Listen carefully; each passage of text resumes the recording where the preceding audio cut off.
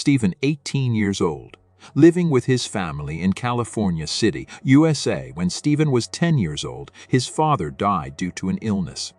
From then on, Stephen's mom took care of him and his younger brother, Stanley. Stephen understood the condition of his family and started paying a lot of attention towards studies. Stephen soon became the topper of his school and got admission in a very big and prestigious college. Everyone in the family was very happy with Stephen's admission. He was also liking his new college. One day, Stephen reached the college library with his friend Nat to find a book. He sat at a table and started reading his book, while Stephen started looking for that book in the entire library. While roaming around, Stephen reached the first floor of the library and started looking for the book among the big sales.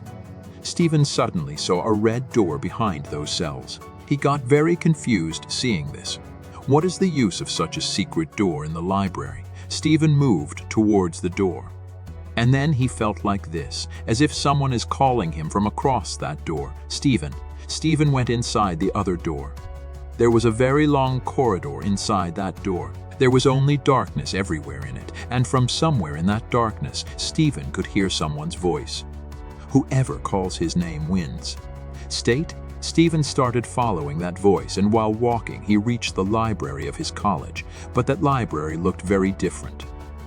It was dark everywhere. There was a scary smoke. The students sitting in the library were looking very weak and scary. Everyone's face was white, as if someone has taken the life out of him. Stephen was watching all this when suddenly he heard his name again, Stephen. When he looked in front, there was a woman standing facing the window. She was scratching the window with her fingernails and calling out to Stephen again and again. As Stephen moved closer to her, the woman turned and smiled ominously at Stephen.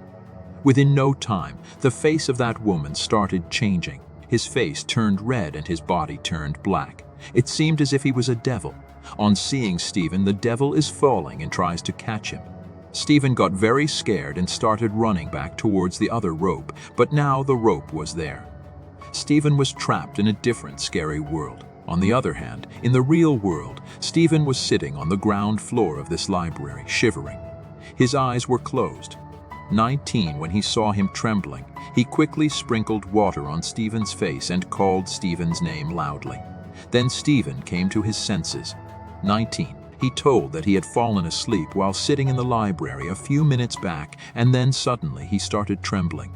Means, according to 90, Stephen never went to the first floor of the library. In fact, the first floor of that library was lying closed for many years. Stephen didn't say anything after hearing all this, and he went straight back to his house. Evening had come, and as soon as Stephen went home, without saying anything to anyone, he went to his room and fell asleep. Stephen was again in the same world as in his dream. He was imprisoned in a big room, and there was only darkness around him.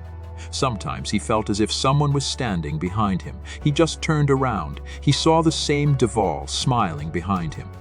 He put his hand on Stephen's head, and Stephen started crying hoarsely. His eyes turned white. In the real world, Stephen had started shivering again in his sleep. This time he started crying loudly in pain. Just then, Stanley came running in disguised as Stephen and somehow woke up his brother. Stephen was waking up again, but this time something was different. It seemed as if it was not him, but someone else in Stephen's body. After that night, Stephen stopped going to college. He used to lock himself in his room throughout the day. Neither used to talk to anyone, nor used to eat or drink anything.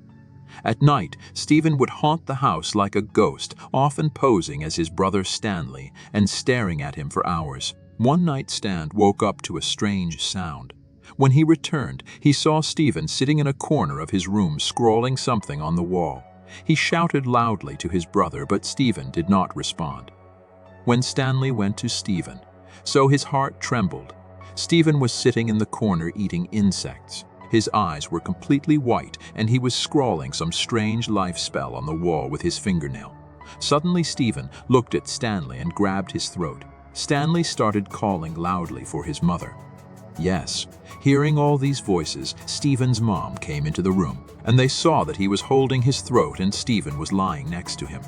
After all these incidents, Stephen understood that Stephen was possessed by some dark power. And so she reached out to her friend. Alice was a demonologist and a paranormal expert. She came to Stephen's house and started checking him up. It was soon understood what was happening with Stephen. He took the stand and told his mom that Stephen could do the projection. That is, after sleeping, his soul leaves our world and starts traveling in other world. And this time Stephen's soul has gone too far.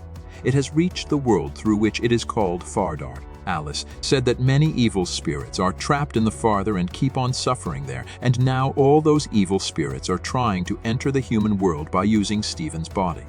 And that's why all these untoward incidents are happening. Alice begins a ritual to speak to Stefan's spirit trapped in Fardar. Alice, Stanley, and Stephen's mom, all three held each other's hands and closed their eyes. Stuck in the other world, Stephen started hearing the voice of Now, and Alice told him that he could follow her voice to the door and return to his own world. Stephen started moving forward following Alice's voice. It was just dark all around, and there were many sinister spirits around him in his darkness. Then suddenly Stephen was seen sitting among those souls. Joe was looking at her very angrily. Stephen was very scared upon seeing this and started running towards Alice's voice. That devil looking at Stephen and started following Stephen. He grabbed Stephen's legs and Stephen fell to the ground. Now slowly all those terrible spirits came near Stephen and started surrounding him. In the real world, all the lights in Stephen's house started flickering. Stephen was crying out in pain in his sleep. The furnishings in his room had started falling apart on their own. Seeing all this, Stephen's mother became very upset for her, and she started holding Stephen loudly.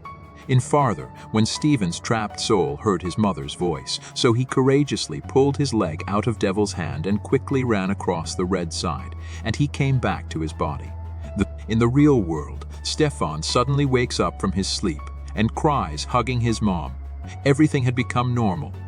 After this, the police, with the help of hypnotism, called Stephen's power of asshole projection, and from that day onwards Stephen started living his normal life again. Alice saved Stephen's life, but then a case came into her life that changed her own life forever. The case of the Lambert family.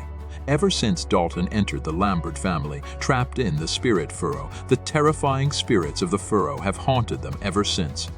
But this time both Dalton and Josh will go again. Will he be able to fight the evil spirits of Defarder that night across the door, to fight them in the world of evil spirits and protect his family by ending this story once and for all? You know what to do for this life.